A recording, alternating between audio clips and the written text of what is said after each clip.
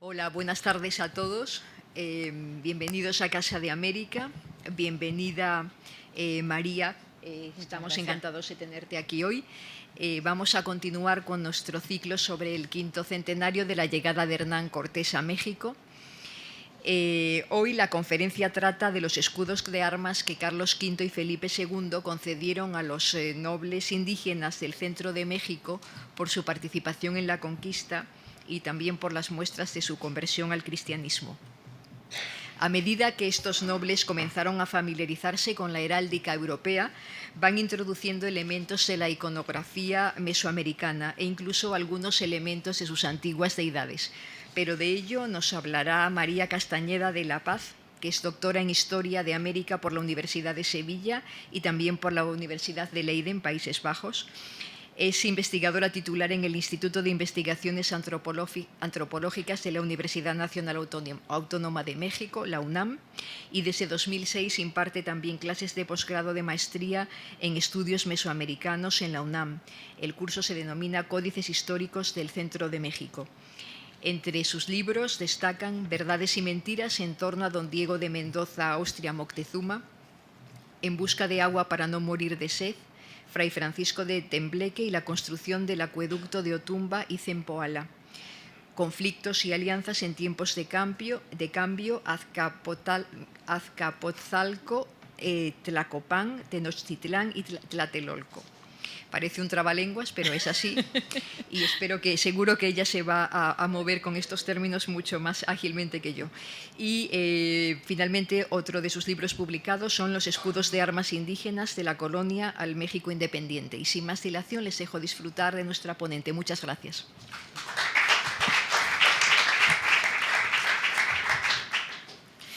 Bueno, muchísimas gracias al público por estar aquí acompañándome en esta tarde, a la Casa de América por esta cordial invitación. Para mí es un placer siempre volver a España. Y bueno, como el título de mi conferencia indica, yo voy a hablar de los otros, de los conquistadores indígenas. Es la nobleza del centro de México particularmente que participa junto a los españoles pues, en la conquista de México. Lo que sucede es que la nobleza indígena escribe también cartas, probanzas a los reyes de España, a los monarcas, pintan algunos códices, son documentos pictográficos, explicando esa participación en la empresa conquistadora, pero son fuentes que generalmente siempre pues, se han quedado en un segundo plano. Y por ello, mi investigación se enmarca en una reciente corriente historiográfica que han iniciado varios investigadores de diferentes países sobre el papel de estos conquistadores indígenas junto a los españoles en la conquista de México, que es el tema que yo trabajo.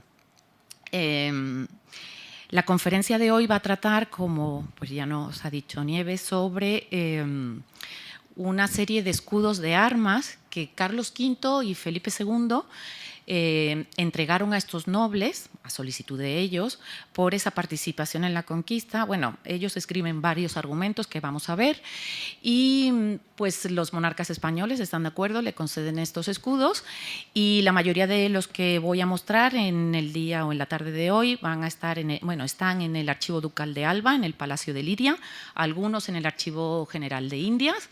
Y bueno, decir también que este es un trabajo que he publicado, he hecho algunos avances y lo he hecho con un querido amigo y colega de la Universidad Complutense, el doctor Luque Talaván. Entonces, Miguel Luque. Entonces, bueno, voy a dar inicio un poco al tema que voy a presentarles hoy. Como señalaba, los indígenas escriben o le pintan al rey de España una serie de documentos. Este en concreto es el lienzo de Cuauhtémoc, las dimensiones exactas no las recuerdo, pero es como una sábana de grande. El documento se encuentra en México y lo que representa es el papel de los cuauhquecholtecas, son un grupo indígena del estado de Puebla, que está muy cerca de la Ciudad de México, y es su participación junto a los hermanos Alvarado en las diferentes diferentes campañas, en las entradas que se hicieron al territorio guatemalteco, que es el que está representado en la segunda parte del lienzo, en esta parte que el paisaje es mucho más detallado. ¿Por qué? Porque el documento se pinta en Guatemala, entonces son los descendientes de estos señores que salieron de Cuauhtémoc en México, y bueno, lo que hacen es pedir una serie de privilegios al rey de España y pintan este lienzo para demostrar esa participación indígena. Además, bueno, esta es una muestra de dónde está Cuauhtémoc en territorio mexicano y la entrada a lo que hoy es Guatemala. Entonces hacen un trayecto bastante largo. Es un detalle de este documento, en la parte superior es la imagen del lienzo de Cuauhtémoc, abajo está retocada por ordenador para que se pueda apreciar mejor el dibujo. Al principio, en ese grupo de personas que vemos, hay uno a caballo, son los españoles, se reconocen porque llevan sombrero, barbas y zapatos negros. Y detrás están los indígenas conquistadores, los cuauhquecholtecas, que van vestidos con telas de algodón para protegerse, ¿no?, en las batallas, y llevan una serie de divisas en las espaldas. El último que aparece en esa fila está vestido como un guerrero águila. Son tocados y atavíos que ellos llevaban a la guerra, y el tercero en la fila lleva una divisa muy particular de la que luego voy a hablar. Compré un puntero o un señalador esta mañana, pero al ser la pantalla de plasma no puedo marcar esos detalles, por eso estoy describiendo para que se pueda identificar en la imagen. Otro de esos documentos pictográficos es el manuscrito Glasgow o lienzo de Tlaxcala, como también se le conoce, donde estamos viendo la participación de otro grupo cultural, los tlaxcaltecas, en diferentes campañas junto a los españoles. En un extremo del documento, bueno, me voy a centrar en esta imagen donde se ve un ojo, ese es el pueblo que están ayudando a conquistar a los españoles. Los tlaxcaltecas aparecen con un tocado en la cabeza, que es una doble cinta, que en realidad debería de ser blanca y roja si el documento fuera a color. En la primera imagen ellos están en primer plano y los españoles en segundo. O sea, el documento lo hacen ellos y ellos se están promocionando a sí mismos. Entonces están mostrándole al rey ese activo papel que ellos tuvieron en las diferentes campañas de conquista junto a los españoles. Y en la segunda imagen los vemos atrás, en un segundo plano, pero si se fijan, el tamaño de esos guerreros es muchísimo mayor al del español que está a caballo, ¿no? Porque, bueno, ahí estamos viendo el mensaje subliminal que hay dentro de esta fuente. Que también tengo que decir que el manuscrito Glasgow se pinta en México y es un documento que se hace para entregarlo a Felipe II. Un cortejo de nobles, una comitiva de nobles tlaxcaltecas vino a España con el documento para entregárselo como regalo de cumpleaños. Entonces, obviamente, lo que le van a mostrar al rey es lo que el rey quiere ver, no la realidad, sino pues lo que ellos repintaron después, cómo reelaboran la historia. Y un asunto muy importante en varios documentos pictográficos, pero de lo que también se habla en cartas, es el famoso abrazo. En la imagen en blanco y negro vemos al líder de los tlaxcaltecas, que se llama Xicoténcatl, abrazando a Cortés. Bueno, en realidad se están agarrando de los brazos, del antebrazo. Y en el lienzo de Cuauhtémoc no se ve muy bien, pero reconocemos al español en la escena central. Lo voy a marcar aquí. Aquí se ve con la flechita, ¿no? Aquí el español barbado y el indígena se están abrazando. ¿Qué simboliza esto? La alianza de los indígenas conquistadores o de los pueblos con los españoles, porque algo también muy importante es que ellos en sus documentos jamás se van a pintar como derrotados, como conquistados. Ellos son aliados y están a la par de los españoles. Sabemos que los cuauhquecholtecas fueron conquistados, los tlaxcaltecas mismos los conquistaron, pero su historia empieza a partir de esta alianza, la alianza con los españoles. Y se pintan a la igual, en el mismo nivel que los conquistadores españoles. Este es otro documento que está en Puebla también, que muestra nuevamente, es tardío, por eso tiene esta forma tan particular de representarse, pero nuevamente es el abrazo. Y como dije, además de códices o documentos pictográficos, también tenemos cartas y probanzas. Esta es la de un gobernador indígena de la Ciudad de México, de la antigua Tenochtitlan, don Diego de San Francisco Tehuesquitítzin. Y él ese escudo de armas que está ahí representado, él pide tierra, dinero y escudo de armas. Lo que observamos en todas, en la respuesta a estas cartas y probanzas es que el rey generalmente lo que entrega son escudos de armas. Dinero muy rara vez. Y bueno, claro, un escudo de armas tampoco le supone al rey mucho, entonces lo da como parece muy fácilmente. Pero este es el escudo de armas. Como la carta sale de México, sabemos que el diseño se hacía en la Nueva España, en México. Y bueno, luego vamos a ver que, claro, en la corte se recibe esta solicitud y luego ellos van a repintar el escudo y algunas veces cometen errores, otras veces no les gusta demasiado el diseño que sale de México y se lo cambian o se lo alteran un poco. Bueno, pues ¿qué es lo que vemos en estas cartas y probanzas? Una probanza, como su nombre indica, es un documento que va a aprobar una serie de temas que el solicitante quiere armar muy bien para recibir un privilegio. Y lo que vamos a ver es que los argumentos en los que descansan siempre las solicitudes de los conquistadores indígenas, que son nobles, es la participación en la conquista. Eso siempre está presente, ese punto. Ya sea con mujeres cocineras, con la comida, con tropas, con tamemes, que son los cargadores. Ahora vamos a ver unas imágenes de esos tamemes o cargadores. Espías, traductores, todo, bueno, los españoles iban acompañados de todo este tipo de gente que les iban abriendo camino y bueno, cuando ellos llegaban a un pueblo ya estaba la comida preparada. Y el segundo argumento que, bueno, fundamental es ser un buen cristiano. Ellos ya son verdaderos cristianos y lo demuestran porque ayudan en la conversión cristiana de su pueblo, en la celebración de misas, dan limosnas, ese tipo de cuestiones es lo que nosotros leemos en esas cartas. La noble ascendencia de vez en cuando aparece, ya estos dos puntos no siempre están presentes, pero los dos primeros sí. La noble ascendencia del solicitante y el hecho de ser amigo de los españoles, hacen tratos con ellos, están siempre en contacto. Y voy a poner unos ejemplos de esos documentos escritos por estos indígenas. Sobre la participación y ascendencia, voy a leerlo porque además los que están atrás creo que no lo van a poder leer muy bien. Dice: muy poderosos señores, don Diego, es este Tehuesquitichin, gobernador por vuestra alteza en la parte de México, digo que en guerras y conquistas que se han hecho en esta Nueva España, en nombre de vuestra alteza, yo he servido con mi persona, armas y caballo y gente mía, y a mi costa a vuestra alteza. Esto es un detalle, o sea, él se prodiga en muchos otros. Sobre su ascendencia, pues él dice: yo, don Diego Tehuesquiti, soy asimismo nieto de otro señor, que para él era muy importante, el rey seguramente no sabía quién era, pero bueno, Tizoc, antecesor de Ahuizot, y Ahuizot era hermano de Tizoc, ¿no? Que eran su hermano, y entramos, eso es un error, que eran tíos de Moctezuma. Fui asimismo a Honduras con el dicho marqués, el marqués del Valle, Hernán Cortés, en servicio de vuestra majestad, pido y suplico se me haga merced de una tierra.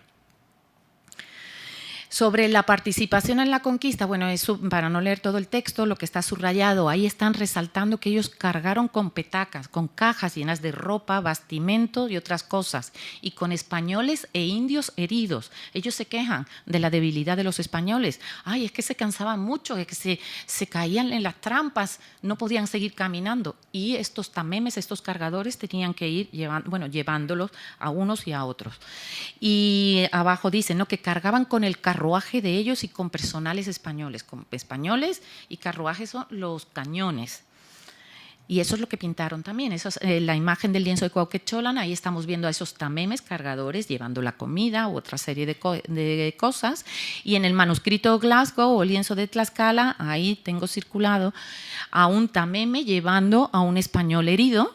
Y en la parte inferior, por el camino, lo que están cargando es una de las partes de un cañón. Entonces, ese pues, es el trabajo que están ellos refiriendo o aludiendo en sus cartas. Como he señalado antes, estos son los 4 argumentos, pero principalmente los 2 primeros. Es lo que escriben la nobleza indígena, salvo la familia Moctezuma. Los Moctezuma no tenemos constancia de que participaran en guerra alguna junto a los españoles. por lo tanto, lo que los hijos de Moctezuma señalan es la entrega que hizo su padre de su imperio, sometiéndose como el más fiel de los vasallos a su majestad. Es lo que se conoce con el nombre de Translatio Imperii. Y no solamente los hijos van a hacer referencia a ello, o sea, cuando piden privilegios siempre señalan, es que mi padre entregó el imperio, todo el tiempo. Y bueno, lo van a señalar los hijos, los nietos y los bisnietos. Este es un ejemplo de la segunda carta de Hernán Cortés, donde señala cómo Moctezuma le dijo que desde entonces para siempre se daban ellos, o sea, él y los otros señores que gobernaban el centro de México, por vasallos de vuestra Alteza, y desde allí todos juntos y cada uno por sí prometían y prometieron de hacer cumplir todo aquello que con el real nombre de vuestra Majestad les fuese mandado, como buenos y leales vasallos. Y claro, Cortés, que sabía de derecho, y para asegurarse de que esto iba a quedar como testimonio, lo pasó ante un escribano público y lo asentó por auto en forma, y yo lo pedí así por testimonio en presente de muchos españoles. Esto ha sido muy cuestionado por varios investigadores. Bueno, hay posiciones encontradas. Yo sí defiendo la cuestión de la Translatio Imperii, la traslación del imperio. Y tenemos el ejemplo de don Pedro Moctezuma, uno de los hijos de Cortés. En este caso es su procurador el que habla en nombre de don Pedro. Y dice, cuando don Fernando Cortés acabó la dicha conquista, se vino el dicho don Pedro Moctezuma a Tenochtitlan, dio la obediencia a su majestad y se hizo su vasallo por la forma y orden y manera que lo había hecho y renunciado el dicho Moctezuma el Viejo, su padre.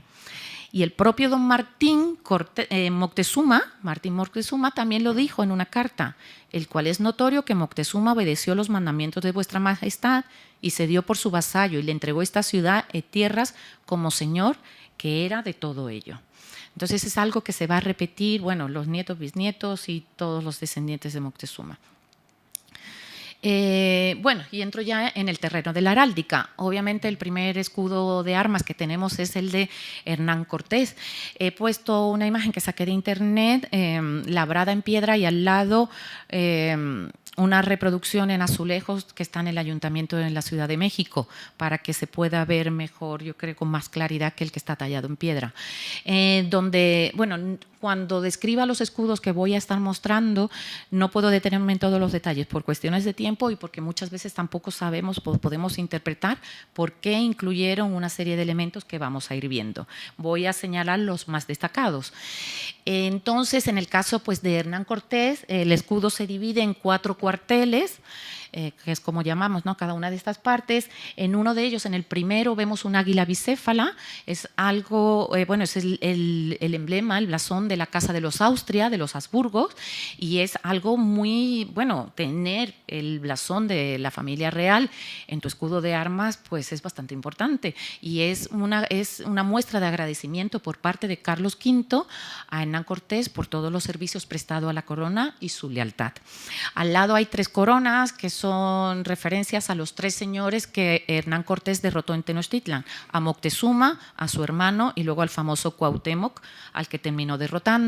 El león, generalmente en la heráldica europea, hace referencia a la fortaleza, en este caso de Cortés, y finalmente esas casas que vemos sobre las aguas es la representación de Tenochtitlan, la Ciudad de México, que en el siglo XVI estaba sobre un gran lago, el lago de Texcoco. Y alrededor vemos una cadena. Realmente el escudo que es más fiel a la tradición prehispánica es el que está labrado en piedra. En las cadenas vemos unas cabecitas con un peinado muy particular, es una cola agarrada aquí en la parte superior, que es como se representan a los guerreros indígenas.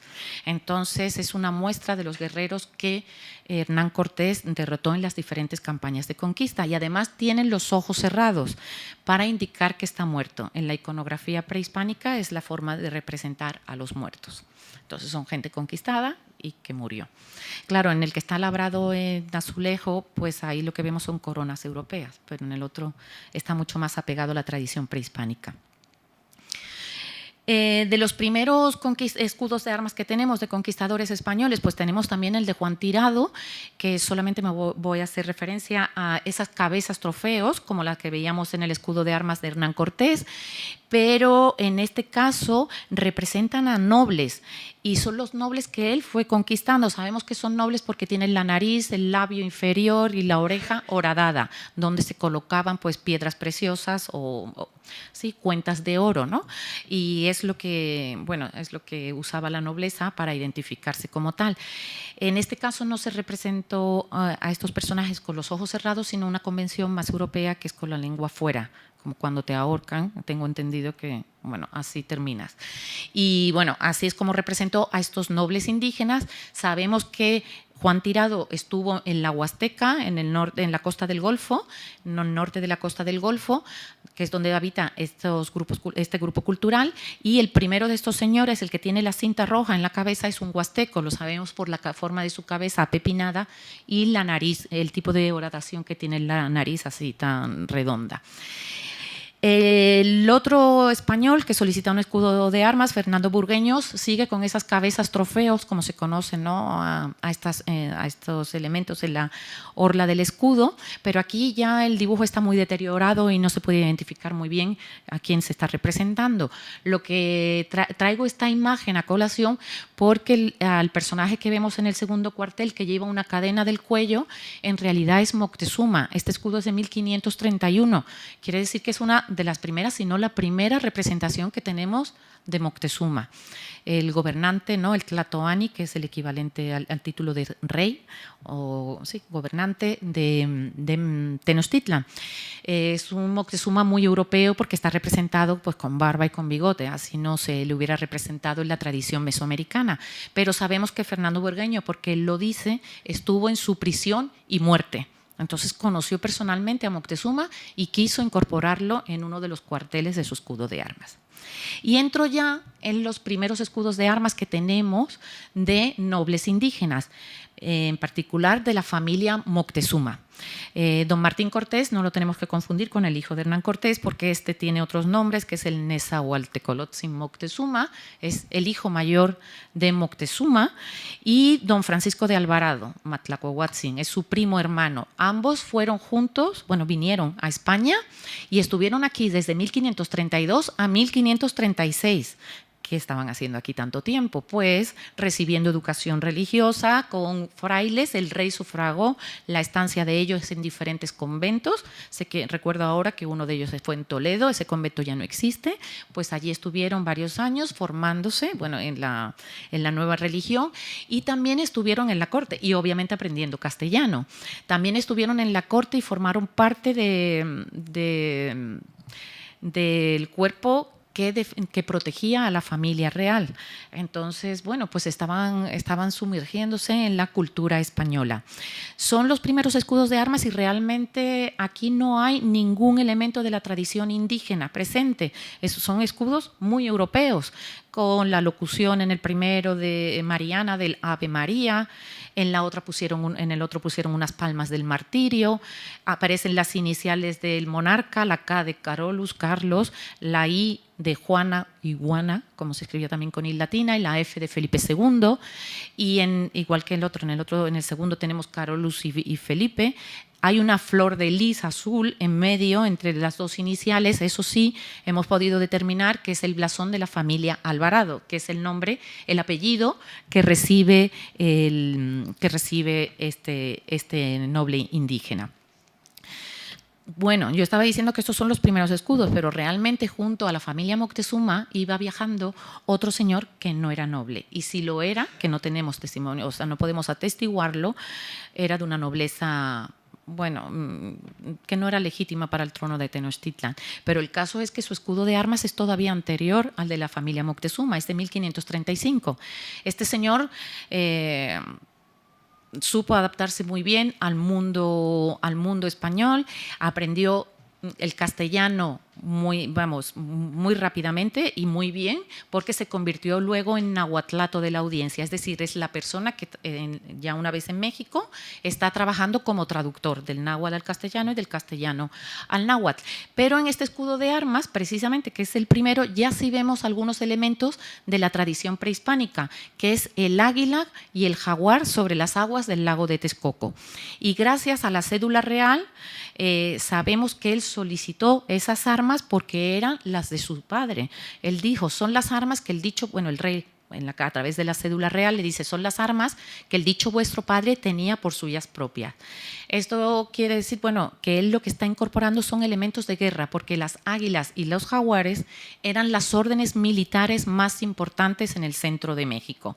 Y lo que vamos a ir viendo es que a medida que ellos se van a ir familiarizando con la heráldica indígena, van a ir incorporando elementos de guerra. Y eso es lo que vamos a ir viendo poco a poco. Entonces aquí ya tenemos a las dos órdenes guerreras más importantes ahí representadas y en este primer escudo de armas en realidad. La cuestión es que los indígenas, si verificamos en un diccionario del siglo XVI, vamos a ver que ellos a los escudos de armas le dieron un nombre indígena en náhuatl y lo llamaron tlahuistli. ¿Por qué? Porque parece que para ellos esto era muy familiar. Y bueno, voy a poner una cita de Bernal Díaz del Castillo, que él se va a remontar a la entrada hacia el centro de México cuando pasa por Tlaxcala. Los tlaxcaltecas con el tiempo dijeron que ellos nunca le hicieron la guerra a los españoles y que lo recibieron siempre de amor y paz. Pero es mentira, pasa el tiempo y ellos reelaboran las cartas y claro, ya han sido conquistados, ya no hay marcha atrás, el mundo sigue adelante. Entonces voy a sobrevivir, pues, a base de manipular la historia si es necesario. El caso es que aquí estamos viendo un ejemplo de cómo hicieron la guerra y de la cuestión de las divisas o tlahuistlis que existían en el pasado. Y entonces Bernal nos dice, se informó muy por extenso cómo y de qué manera estaba el capitán Xicoténcatl y qué poderes tenía consigo. Y le dijeron que tenía muy más gente que la otra vez cuando nos dio guerra, porque traía 5 capitanes consigo y cada capitanía, cada capitán traía 10.000 guerreros.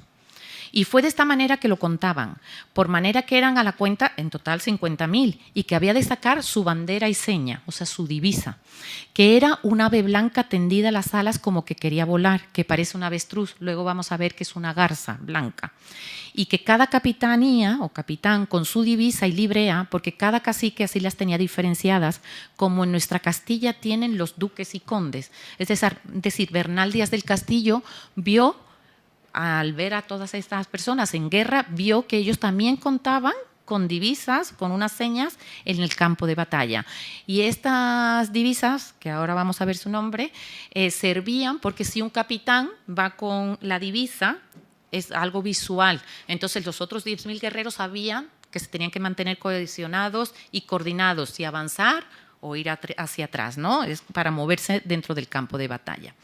Bueno, pues los tlahuistli o divisas del mundo prehispánico son básicamente 3 que ellos van a incorporar en los escudos de armas de formato europeo, que son los tlamamali, es un nombre náhuatl, que son unas armazones que se ponían en la espalda, los yaotlatki, que se traducen como tocados o trajes de guerra, y los escudos, los chimalis, las rodelas.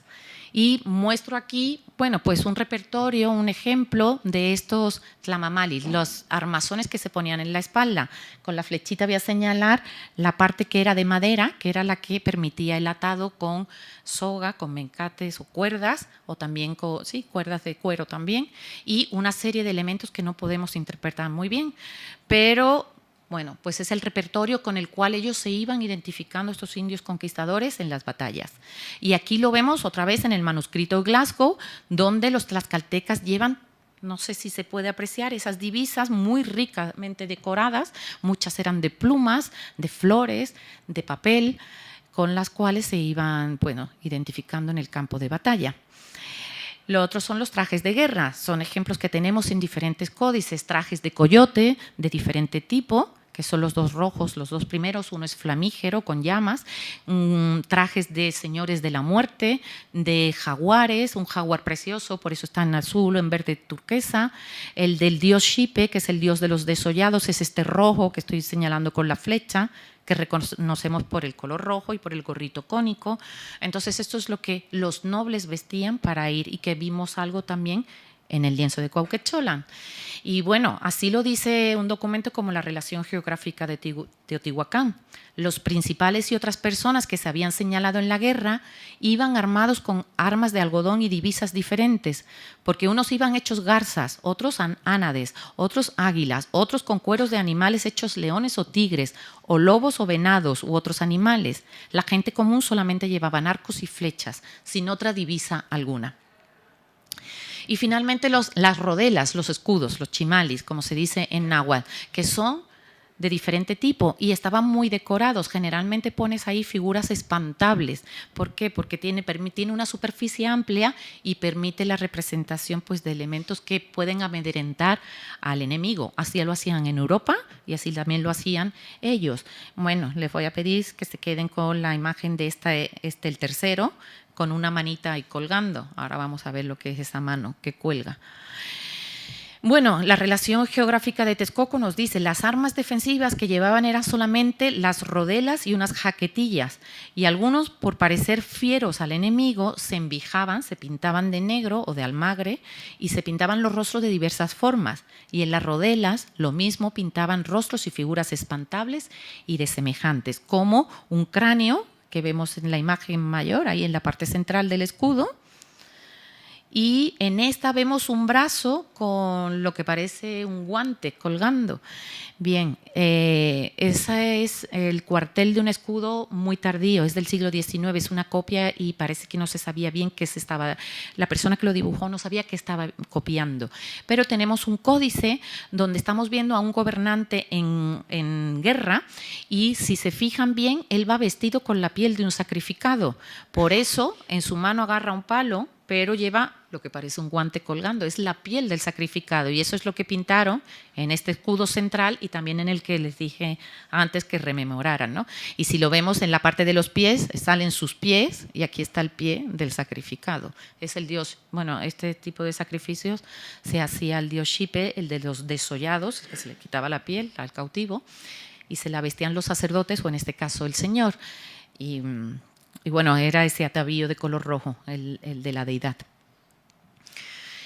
Algo que vemos en el diccionario, pero parece que esto es una adaptación de los indígenas, es un nombre para los escudos de armas que se le da a los nobles y a las ciudades. Yo dudo mucho que en época prehispánica hubiera divisas para las ciudades, pero ellos, al ver que el rey entregaba a las diferentes ciudades escudos de armas, probablemente ellos adaptaron una palabra, pusieron Altepet, que significa pueblo, y Tlahuizli, escudo para pueblos o para ciudades, y Tlatocahuizli es los escudos para los señores. Y esto es lo que estamos viendo. Estos tres primeros escudos son los que da Carlos V a la Ciudad de México, a Tlaxcala y a Huehuetzingo, por su activa participación en la conquista. Pero como veíamos en el caso de los escudos de Moctezuma, son escudos muy europeos. Realmente no hay nada de la tradición indígena o prehispánica de pintar, cosa que va a ir cambiando con el paso del tiempo.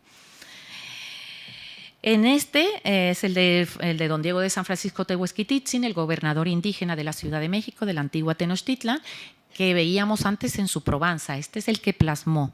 Y en la parte inferior es un escudo cortinado. En la parte inferior estamos viendo una piedra y un nopal sobre las aguas del lago de Texcoco. Es el topónimo de Tenochtitlan. Esa piedra y ese nopal es lo que le da nombre a la ciudad. Te es piedra, el fruto del nopal es Nochtli, Tenochtitlan, y es lo que le da el nombre a este lugar.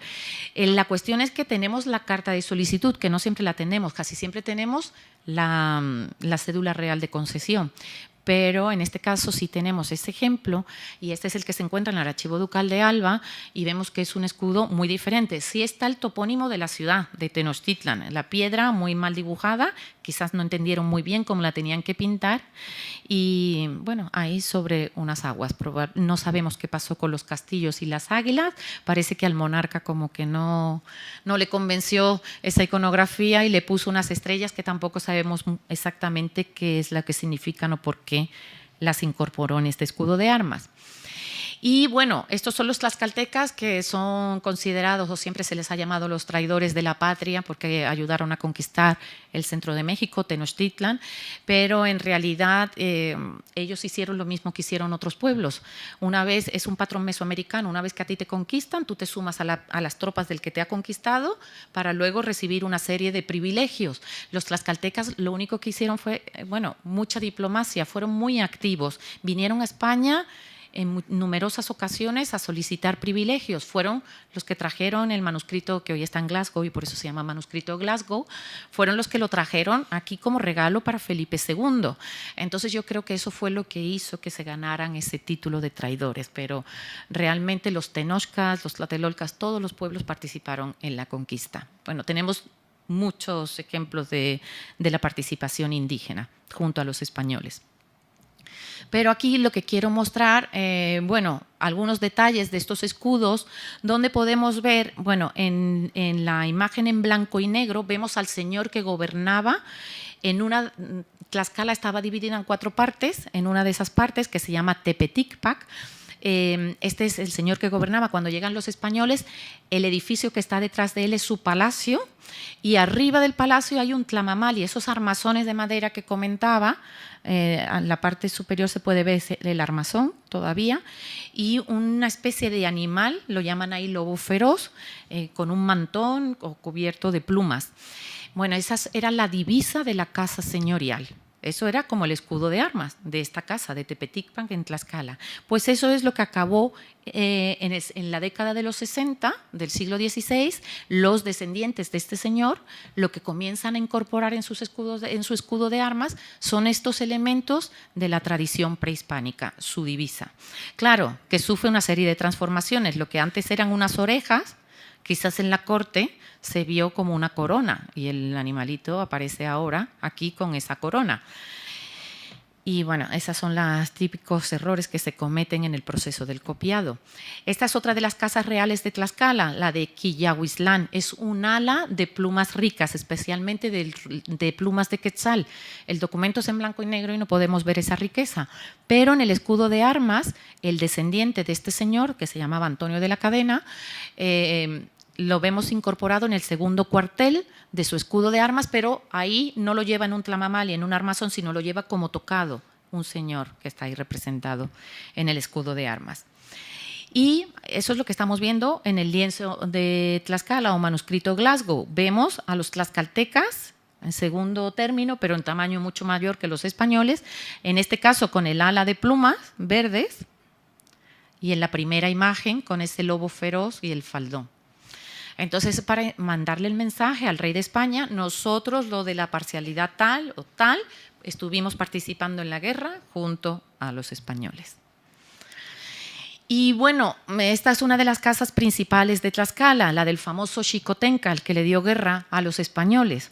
Ahí vemos representado a Xicotenca sentado con un abanico y su palacio y la garza que antes mencionaba. Bueno, pues también lo incorporaron, esos elementos lo incorporaron en el tercer cuartel del escudo de armas. Vemos la garza y además a Xicotenca, es el indígena, abrazando a un español.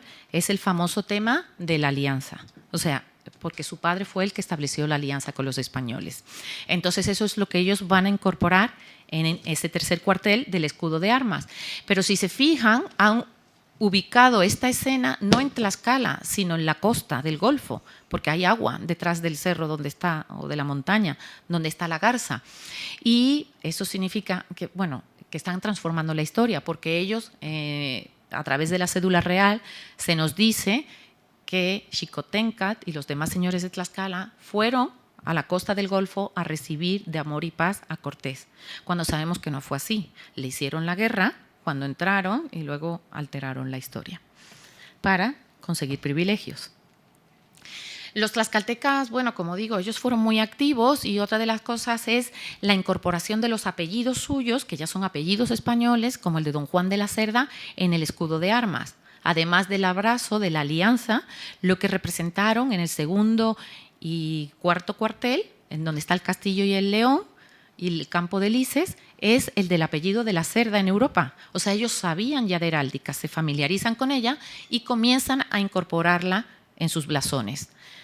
¿No? Y bueno, y este es el mismo elemento de una familia de la Cerda labrado en la pared. Lo mismo hace Luca Ponce de León, un señor de Tlaxcala. El segundo cuartel tiene franjas horizontales, aquí se representan diagonales, pero es para el apellido Ponce. Y las barras y el león que están en el último cuartel, con unos escudones en la orla, hacen alusión no solamente al apellido Ponce, sino al Ponce de León. Entonces, estamos viendo eso, pues como estos nobles ya se están familiarizando muchísimo con la heráldica europea y cómo juegan con ella. Meten elementos de la tradición europea, pero al mismo tiempo están incorporando elementos de su tradición. Y entramos ya en unos escudos de armas que sí están ya muy, muy vinculados con el… Yo no he mirado la hora, pero bueno, empezamos a las 7, ¿no? Con el mundo prehispánico. Este es el de un señor, Tlacopan o Tacuba, hoy en día es un barrio de la Ciudad de México, está casi, bueno, está ahí, dentro de la ciudad. Y bueno, este era un principal, don Jerónimo del Águila, que tenemos la carta de solicitud y gracias a esa carta de solicitud sabemos un poco cómo es la historia de la composición de los escudos de arma. En la parte central vemos una espada, un banderín y un escudo, una rodela con una cruz y los clavos y las llagas de Jesucristo. Él en su carta dice: suplico me dé licencia para que pueda usar de algunas armas, así como espada y lanza. Esos son otros de los privilegios que ellos querían, utilizar armamento español. Y otras de que con toda libertad usan los españoles. Pues me he hallado siempre al servicio de vuestra majestad, en especial cuando el virrey pasado, don Antonio de Mendoza, fui a lo de Xochipila, esa una conquista en el norte, en donde me vi en poder de idólatras, o sea, él ya no se identifica con la antigua religión, pero se vio rodeado de idólatras muchas veces a peligro de muerte, llevando a tales partes y guerra una lanza y una espada, con un escudo donde estaban esmaltadas las 5 llagas de nuestro Redentor. Y las dichas insignias las quiero puestas en un escudo en el que está solicitando. Entonces, gracias a cartas como estas, que no tenemos muchas, podemos ya saber que son ellos los que están diseñando el escudo. Pero aquí vemos un elemento muy prehispánico, son cuchillos de pedernal, y que están ensangrentados, porque con estos cuchillos ellos estaban haciendo el sacrificio. Y a mí no me extrañaría absolutamente nada que en mitad de la batalla capturaran a personas, contra los que iban a luchar, y a escondida de los españoles ellos continuaran con el sacrificio. Es bastante probable. Pero son elementos de guerra. ¿Por qué? Porque los escudos de armas se piden por la participación en la conquista y son pruebas o muestras de esa participación. Y no hay duda de que el escudo se pinta en México porque un cuchillo de pedernal tiene una fisionomía muy particular. En la corte tú dices, yo quiero un cuchillo de pedernal, y aquí no sabrían pintarlo, no sabrían qué es lo que tiene que pintar. Por eso el dibujo tiene que partir de México y llega aquí y sufre esas transformaciones que, bueno, vamos a seguir viendo. Y en los otros cuarteles vemos ese árbol con un águila que no sabemos interpretar muy bien. Quizás es un, ¿cómo se llama? Un emblema parlante.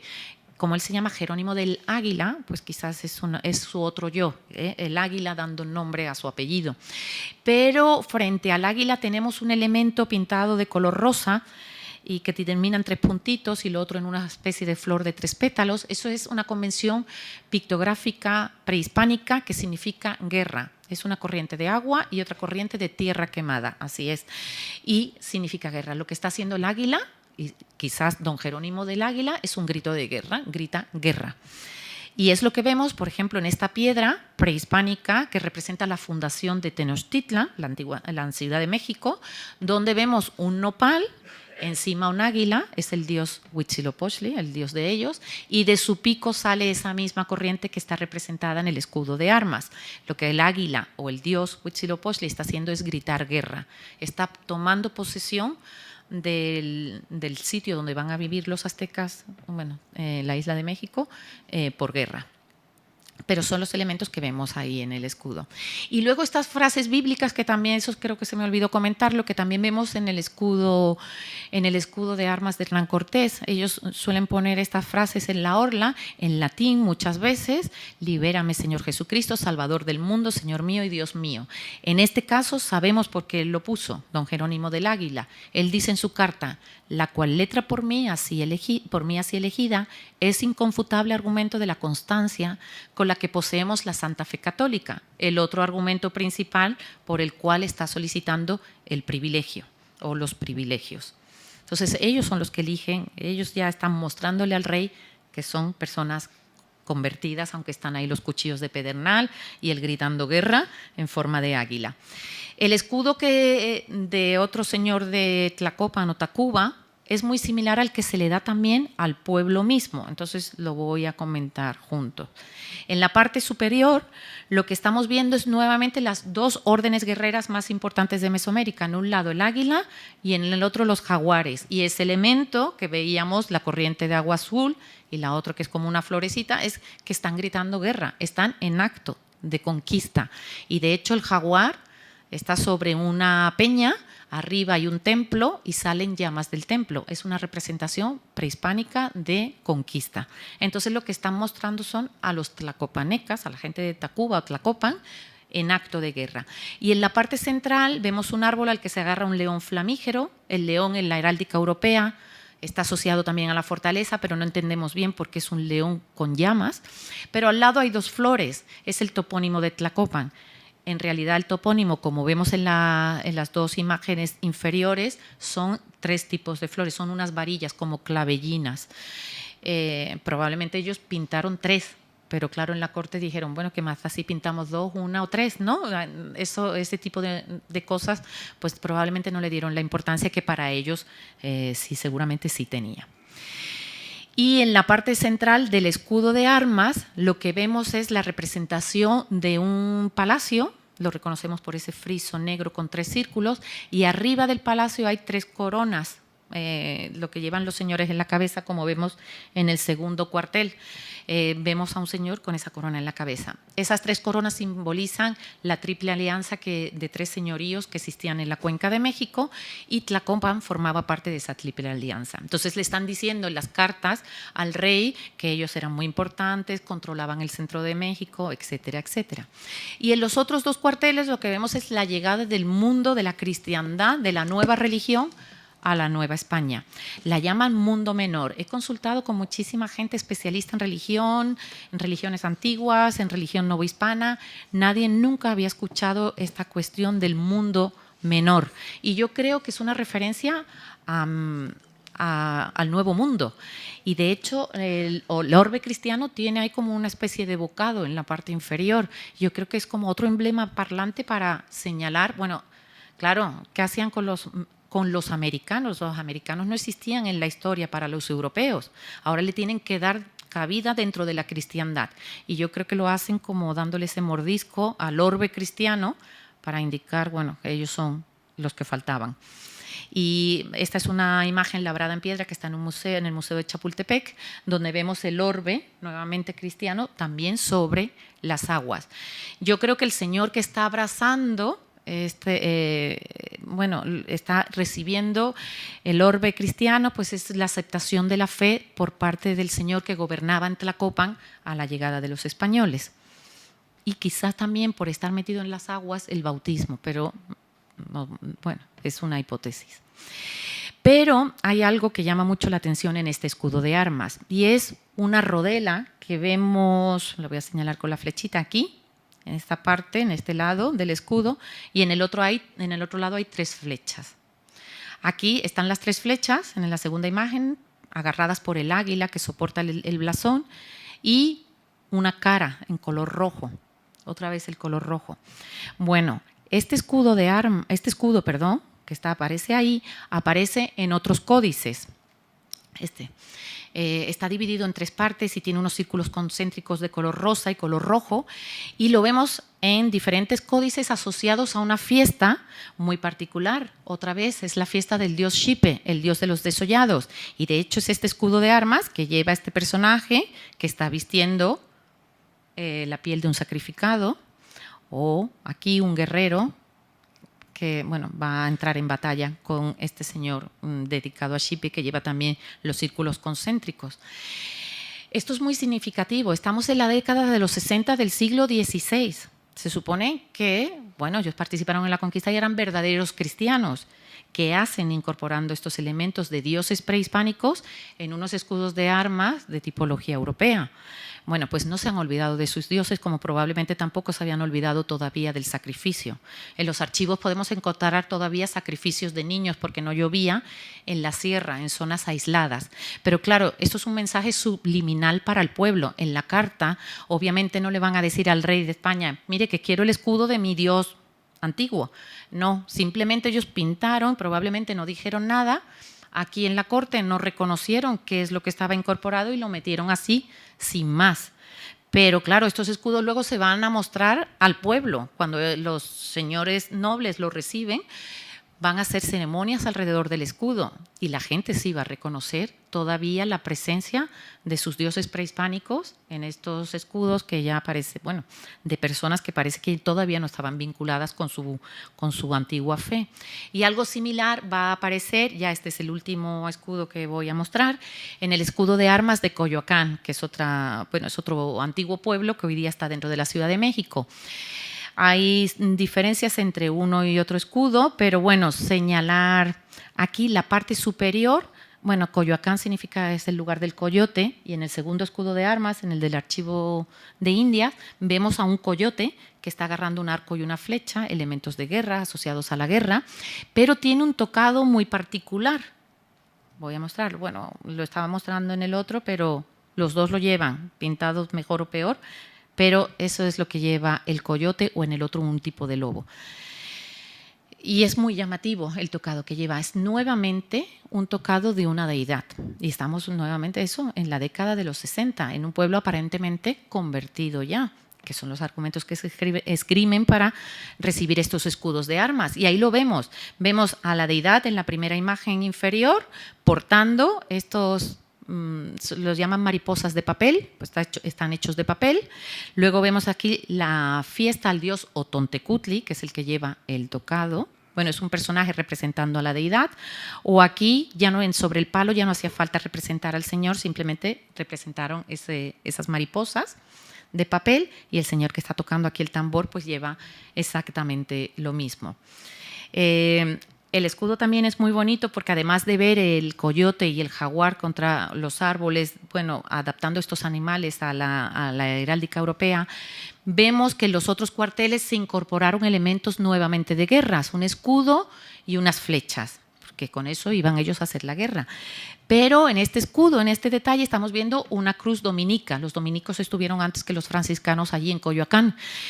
Y lo más curioso es que de la boca la cruz está saliendo de la boca de un coyote, pero que ahí se nos escapa un poco qué significado tiene esto. Pues la aceptación de Coyoacán de la nueva fe, no sabemos, pero bueno, estamos viendo esta mezcla de mundo prehispánico, mundo europeo, y de personas que se siguen moviendo entre dos mundos a pesar del tiempo.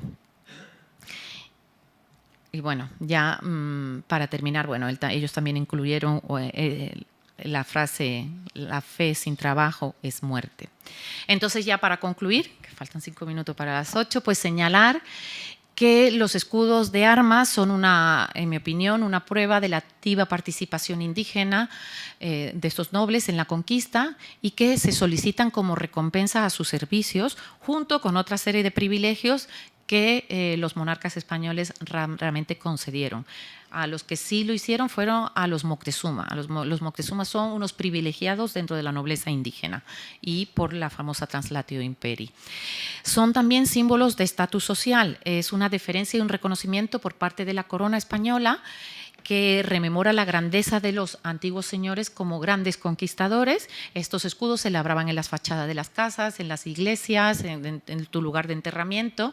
Entonces el pueblo podía ver que el nuevo señor del otro lado del mundo estaba reconociendo a sus antiguos señores. Entonces es algo de prestigio, ellos están legitimados frente a su pueblo, los nobles indígenas. Y en el caso de cuando reciben un escudo de armas los pueblos, ellos ascendían a la categoría de ciudad. Los indígenas normalmente vivían en pueblos, mientras que los españoles vivían en villas o en ciudades. Entonces, al momento de recibir un escudo de armas, tú subías de categoría a la categoría de ciudad. Y claro, probablemente si tu vecino tenía un escudo de armas, pues el otro también quería el suyo. Y bueno, eso hizo que, pues se activaran muchas cartas al monarca para solicitarle también la categoría de ciudad y contar con la protección real, que luego en la realidad parece que tampoco era muy efectiva, o sea, no iba mucho más allá. Y finalmente, pues estamos viendo símbolos relacionados con la guerra en esos escudos, pero también con la identidad, ¿no?, del solicitante o del pueblo, del señor que solicitaba, que son topónimos, dioses prehispánicos, pero también elementos de la religión católica, lugares de origen, símbolos de órdenes guerreras, etcétera. Y se nota que todavía había una resistencia muy fuerte a perder esa identidad prehispánica. Muchísimas gracias.